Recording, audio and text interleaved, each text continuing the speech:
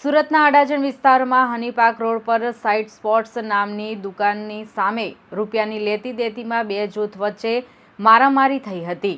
ભીડભાડવાળા આ રસ્તા પર અચાનક જ 7 થી 8 લોકો એકબીજા પર તૂટી પડ્યા હતા. આ મારામારી એટલી ઉગ્ર હતી કે આસપાસના વેપારીઓ અને રાહદારીઓમાં નાસભાગ મચી ગઈ હતી.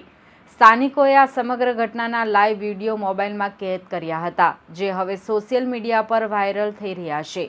સમગ્ર મુદ્દે પોલીસે બંને પક્ષે સામસામે ફરિયાદ નોંધી છે. લાકડાના ફટકા, પથ્થર અને બૂટ ચપ્પલ વરસાવ્યા. વાયરલ થયેલા વિડીયોમાં સ્પષ્ટપણે જોઈ શકાય છે કે બંને પક્ષના લોકો હાથમાં લાકડાના ફટકા લઈને એકબીજા પર હુમલો કરી રહ્યા છે.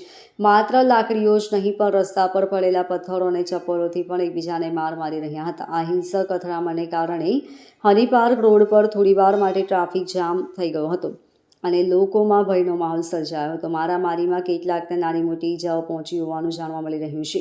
પોલીસ તપાસમાં સામે આવ્યું છે કે આ મારામારી પાછળનું મુખ્ય કારણ આર્થિક વ્યવહાર હતો. આરોપી કાર્તિક ઓમપ્રકાશ પ્રજાપતિને ધ્રુવ યાદવ પાસેથી ₹15,000 લેવાના નીકળવાના બાકી હતા. આ રકમની ઉઘરાણી બાબતે બંને વચ્ચે છેલ્લા કેટલાક સમયથી ખેંચતાણ ચાલી રહી હતી. શુક્રવારે આ બાબતે પહેલા ઉગ્ર બોલાચાલી થઈ હતી અને જોતજોતામાં મામલો વિચક્યો હતો.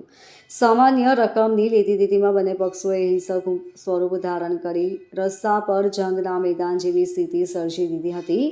આ ઘટના બાદ અડાજણ પોલીસનો કાફલો ઘટના સ્થળે દોડી ગયો હતો. પોલીસે મામલો થાળે પાડી બંને પક્ષોને પોલીસ સ્ટેશન તેડાવ્યા હતા. સમગ્ર મામલે સામસામે ફરિયાદ નોંધાવવામાં આવી હતી. પ્રથમ ફરિયાદ ધ્રુવ યાદવે નોંધાઈ છે, જેમાં કાર્તિક પ્રજાપતિને આરોપી બનાવવામાં આવ્યો હતો. જ્યારે બીજી તરફ ઓમપ્રકાશ પ્રજાપતિએ ફરિયાદ નોંધાવતા ધ્રુવ યાદવ અને સની આહિર સામે ગુનો દાખલ કરવામાં આવ્યો છે. પોલીસે રાયોટિંગ અને મારામારીની કલમો હેઠળ ગુનો નોંધી વધુ તપાસ હાથ ધરી છે. Bureau report LK star news, Surat.